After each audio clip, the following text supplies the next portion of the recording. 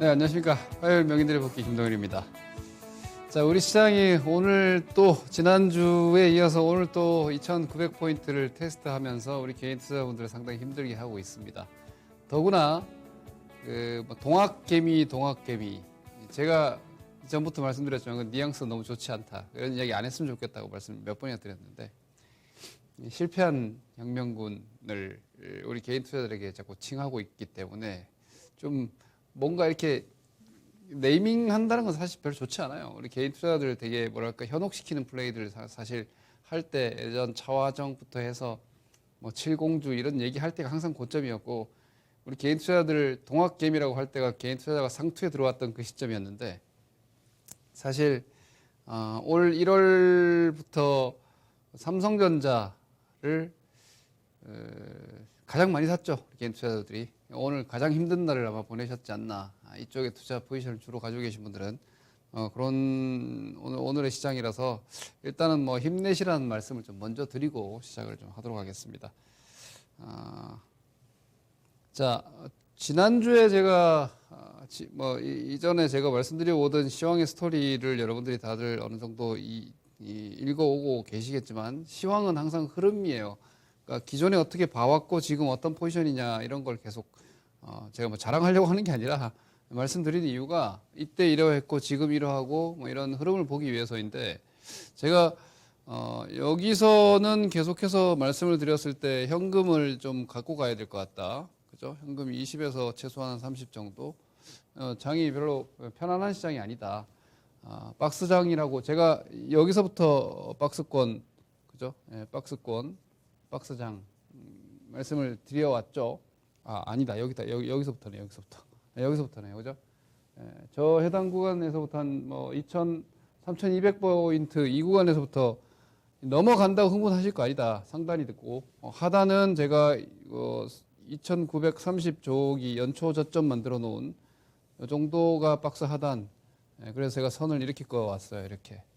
그죠? 그리고 여기 3,100포인트에서 계속 말씀드릴 때 좀 붕 떠 있다. 그래서 현금을 좀 가지고 계시다가 떨어질 때 뭔가 할 수 있는 돈이 좀 있어야 될 것 같다.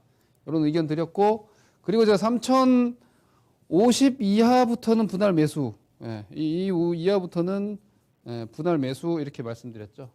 매수 말씀드렸고, 지난주에 이제 2,900대를 터치를 하고부터는 이제 다 사도 되지 않을까.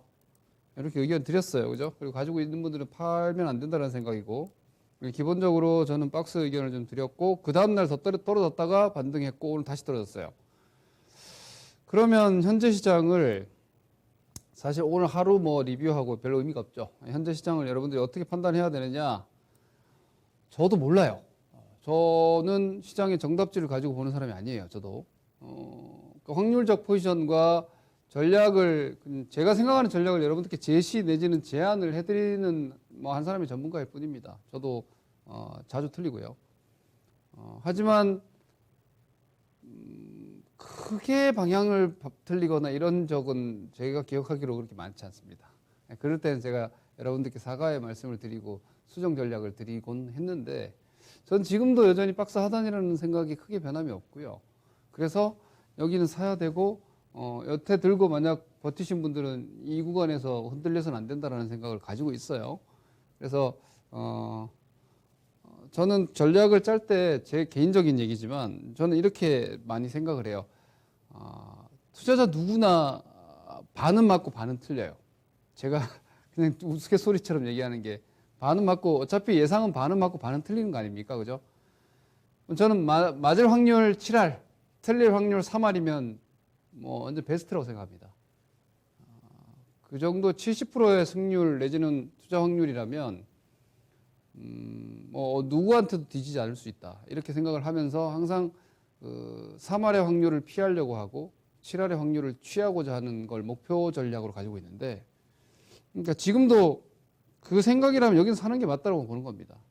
여기는 사는 게 맞다고 보는 것이고 그리고 여기 이런 자리를 여러분들께 흥분해서 따라가면 안 된다라고 봤고 그리고 작년도 1월 달에 주식 절대 사면 안 되고 다 팔아야 된다고 얘기했던 것도 여기는 확률이 한 90% 이상 확률이라고 저는 생각을 했던 거고요. 매도 확률이. 여기 매도 확률도 한 70%대 이상의 승률이다. 여긴 팔아야 된다. 의견을 드린 거고 요 구간대 현금 좀 만들어야 된다는 것도 한 70%에 준하게 이거 밑으로 내려갈 것 같은데 이런 의견을 가지고 있었기 때문이에요. 그러니까 지금은 어떻게 생각하고 있냐? 지금은 또 마찬가지입니다. 제가 생각하는 한 70% 가까운 확률 물론 이게 60%일 수도 있어요. 그러면 더 떨어지면 확률은 올라간다. 제가 말씀드렸죠. 위험은 주식시장에서의 위험이라는 것은 노출되고 위험에 노출된다는 게 뭐예요? 하락이잖아요. 하락. 노출돼서 하락하면 그 위험의 크기는 줄어든다.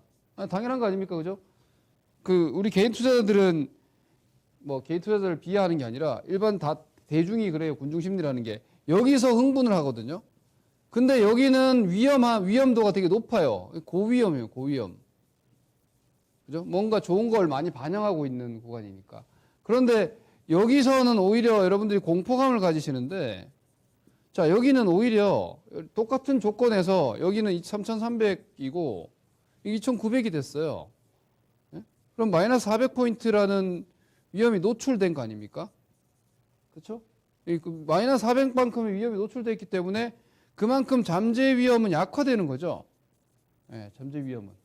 물론 이것은 동일 밸류일 때 얘기입니다. 네, 이건 동일 밸류일 때, 네, 동일 밸류에이션을 가치를 가질 때 이 얘기인데, 그래서 제가 지난주에 지지난주에 얘기할 때 이 가믹 요소, 그러니까 경제와 실적이 크게 내려갈 만한 요소가 생기는지를 가장 중점적으로 봐야 된다. 이렇게 말씀을 계속 드렸습니다.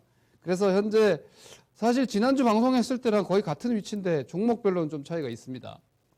제가 좀 오늘 할 얘기가 많을 것 같아서 시간이 매주 부족해서 오늘은 미리 좀 할 얘기를 준비를 해서 좀 보여드리고자 합니다. 자, 봅시다. 거창합니다. 와, 비주얼이 뭔가 되게 충격적이네요. 우리 명인복귀 평상시의 뷰가 아니라서 이게 모니터 환경이 아니라서 뭔가 벌겋게 써놓으니까 좀 이상하네. 색깔 다른 걸 할 걸 그랬습니다. 자, 3,000포인트 이탈 맞죠?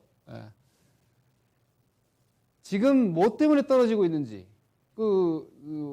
확인하고 체크해야죠. 그래야지 이 상황을 우리가 이해하고 얼마나 기다려야 될지, 뭐가 달라져야지 뭔가 개선이 돼야지 회복이 될지, 내지는 반등할지, 혹은 혹시라도 더 떨어지지 않을까. 우리 개인 투자자분들이 항상 고민하는 게 그거 아니에요. 올라가면은 더 올라갈 걸 기대하고 떨어지면 더 떨어지는 걸 두려워하는데, 그게 제가 박스권 시장이라고 그랬죠. 하단에서는 원래 피곤해요. 이게 박스가 있으면은 이렇게 이게 중간이다. 그럼 이렇게 갈 때는 여기는 마치 더 올라갈 것 같잖아요. 그죠? 이렇게 될 때 마치 더 올라갈 거고, 이렇게 내려와서 여기 있으면 더 떨어질 것 같잖아요. 이거 마치 무너질 것 같고, 그죠? 그래서 여기는 흥분하고, 글씨 너무 작네. 여기는 이제 공포감을 가집니다. 그 박스권은 그 공포감을 사가지고 반등하는 거고, 그 흥분하는 구간에서 매도해가지고 떨어지는 이런 전략을 써야 되는데, 그 마켓 트레이딩 전략을 잡기가 힘들기 때문에 상황을 이해하고 원포인트 매매를 하는 게 아니라 이 구간은 흥분해서는 안 되고 이 구간은 너무 두려워하면 안 된다. 이런 포지션을 결정하는 거라고 저는 봐요. 그 안에서 종목 결정은 이제 여러분들의 몫이 될 거고. 자, 가장 큰 이유, 제가 여러분들께 계속해서 하반기 조정 나올 수 있고 시장 못 간다, 박스다, 여전히 3천 이하까지 열어둬야 될 수 있고, 너무 눈높이 크게 가져가지 마시고 현금 비중을 좀 가져가야 된다. 저 현금 이야기하는 사람 아니잖아요. 그 가장 큰 이유가 유동성 축소입니다, 여러분. 제가 되게 단순하게, 저는 항상 복잡한 걸 단순하게 이렇게, 왜 상황이 너무나 복잡하고 막 다변화되는 상황에서도 우리는 팔까 말까 딱 이분법적인 논리로 우리는 결정하는 사람들이잖아요. 그죠? 이렇쿵 저렇쿵 방송에서 얘기하는 그런 답이 안 나오죠. 저처럼 사라 팔아라 얘기 잘 안 하잖아요. 대체로 그냥 이렇다 저렇다면 중계만 하지. 왜냐면 저는 매매하는 사람이니까, 그래서 사 마라. 그래서 팔아 마라. 우리는 그 결론을 내리기 위해서 고민하는 거예요. 그러면 저는 어쨌거나 결론을 내야 돼요. 사야 되냐 말아야 되냐, 팔아야 되냐 말아야 되냐, 둘 중에 하나예요. 제가 왜 남들 좋다 그럴 때도 못 갈 것 같다, 왜 말씀드리면서 얘기했던 게 뭐예요? 테이퍼링을 우습게 여기는데 돈을 이만큼씩 풀다가 그 푸는 돈의 규모를 줄인다는데, 시장이 못 가는 거 당연하지 않냐. 개인 투자자들이 예탁금이 20조 원대에서 70조 원대까지 올라가는 가파른 그 예탁금 증가가 이루어졌는데 지금 못 올라가지 않냐. 그 돈이 더 안 들어오지 않냐. 그리고 시장에 수십조 원대 IPO 공급 물량들이 이렇게 많이 늘어났고 코스닥은 신규 물량들 계속 들어오는데 거기에다가 유상증자에다가 전환사채에다가 시장에 공급이 이렇게 많은데 이거 못 간다. 그래서 제가 박스권 상단이라고 강력하게 계속 이야기했던 거예요. 못 가는 시장이다. 얼마나 떨어질지 제가 정확하게 모른다 했죠. 그냥 전 박스라고 본다 이렇게 말씀드렸죠. 그게 상단. 자, 그거 그래서 떨어졌어요. 그래서 이제 와가지고 테이퍼링 얘기하면 된다 안 된다? 그거 뒷북 치는 거예요, 여러분. 유동성에 대한 축소 우려는 제일 처음 테이퍼링 걱정할 때가 제일 정점이었고 1월부터 3월 때가 오히려 테이퍼링 데미지를 제일 크게 받은 거예요. 지금 9월 FOMC에서 이제 테이퍼링 얘기했고 금리 인상도 생각보다 빨리 얘기할 수 있다 이런 이게 점도표가 바뀌었잖아요. 그리고 테이퍼링 속도도 내년 상반기니까 빠른 거예요, 이거는. 자, 기정사실이에요. 이거 확인됐어요. 이건 이제 변수가 아니에요. 이번 주도 시황 이야기할 때 이런 얘기 하는 분들 많죠. CPI 중요하다. 지난주에 고용지표 중요하다. 안 중요해요. 지난주에 고용 여러분 쇼크 나왔는데 주식시장 떨어지잖아요. 이게 테이퍼링이 변수라면 지난주에 고용 쇼크 나왔을 때 미국 시장 올라갔었어야죠. 자, 이번 주에 CPI 높게 나온다. 쫄지 마세요. 상관없어요. 예?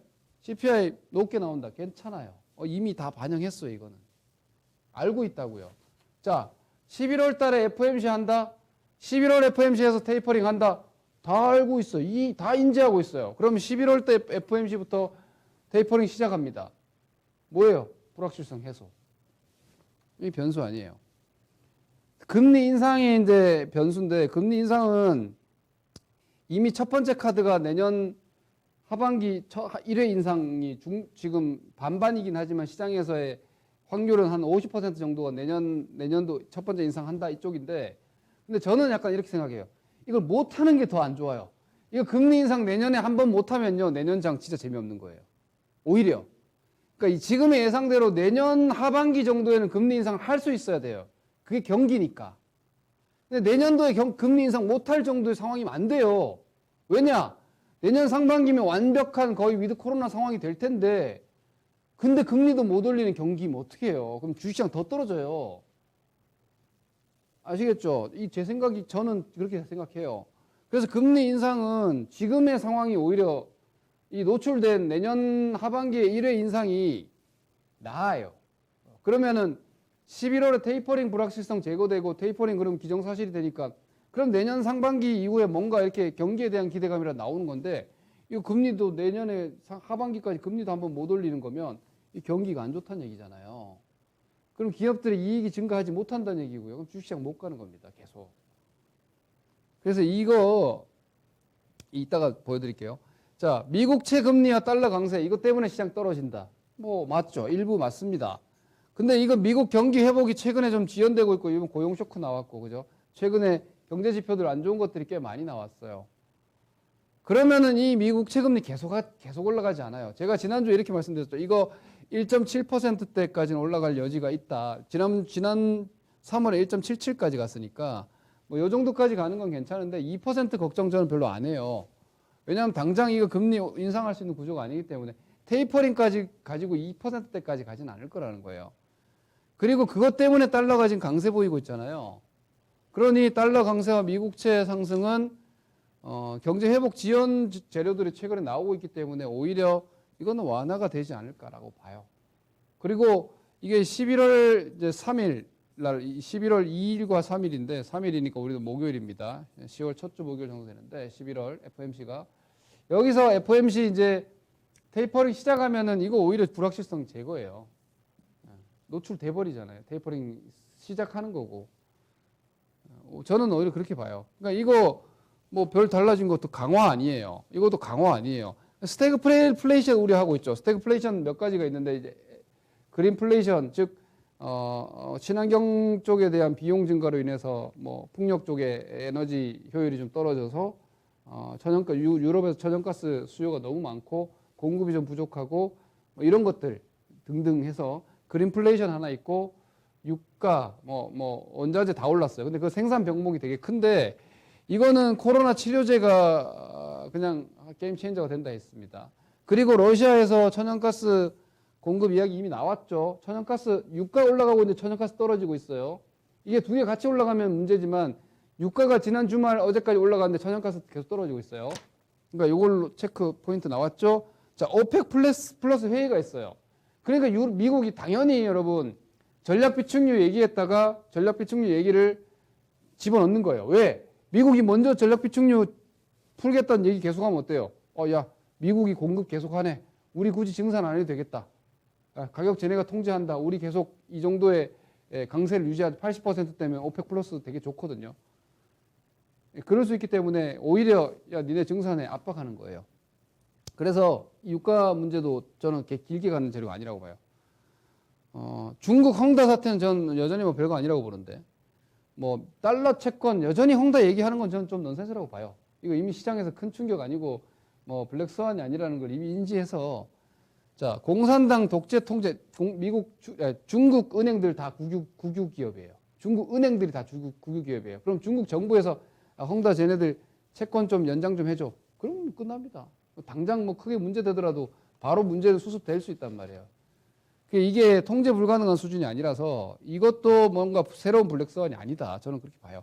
그럼 자, 해소가 아니라 강화가 아니라는 거죠. 이거 축소. 그죠? 미국 부채 한도 증액 문제는 이 3일로 증액 유예됐죠.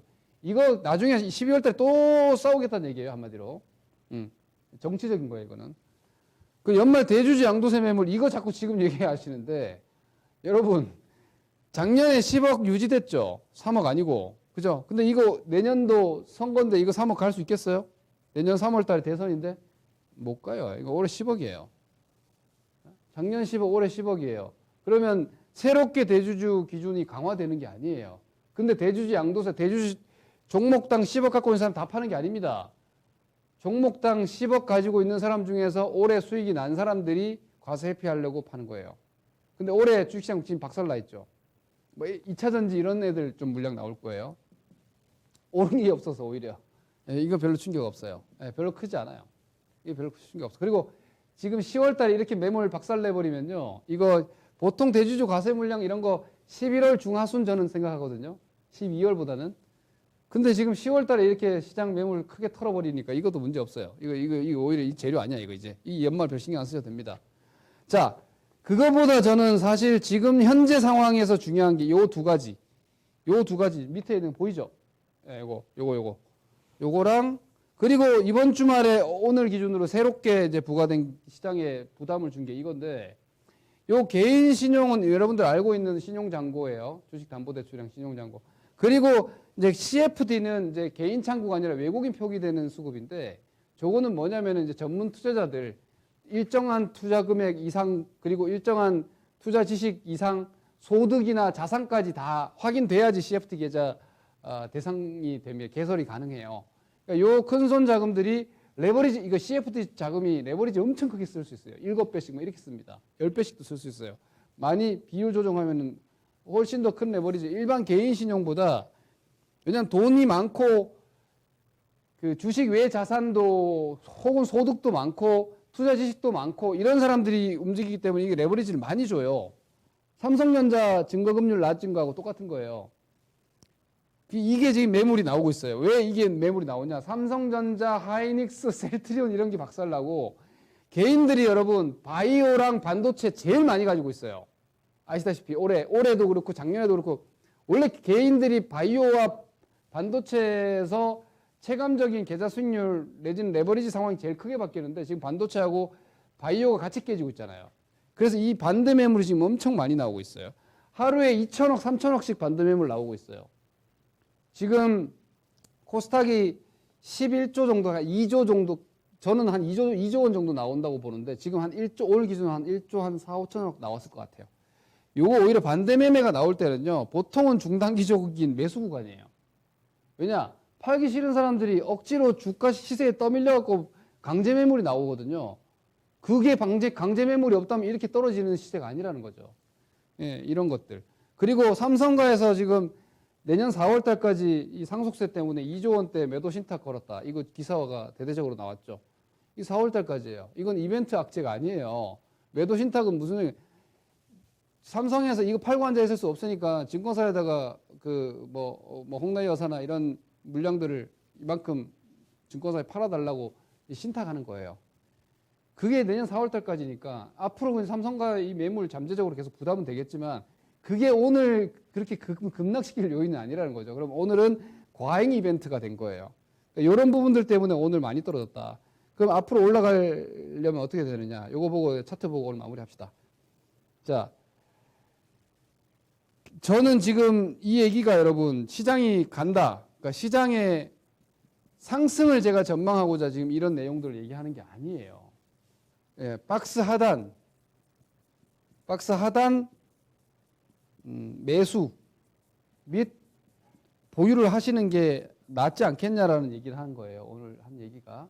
자, 그러면 뭐 안 떨어지는 것만 능사냐? 올라가려면 언제 올라가야 되냐? 여러분들이 시간적인 계산을 만약에 하신다면은 저는 쉽게 못 올라간다는 쪽이에요. 저는 당분간 쉽게 못 올라가고 내년도 장을 저는 그렇게 좋게 보지 않아요. 최소한 상반기는 뭐 올해 시장과 별다르지 않을 것이다라고 예상을 합니다. 왜? 이유는 기업들의 이익 전망이 상향이 돼야지 이게 3,300포인트를 넘어가는 거예요. 3,300 정확한 몇 포인트지? 저는 그림으로 기억을 해서 이걸 넘어가는 거고 4,000 향해서 3,300 넘어가면 4,000 해봐야 뭐 얼마 됩니까? 20%밖에 안 되는데, 그죠? 이게 플러스 20% 이익 증가 전망이 상향 조정 될 수 있어야죠.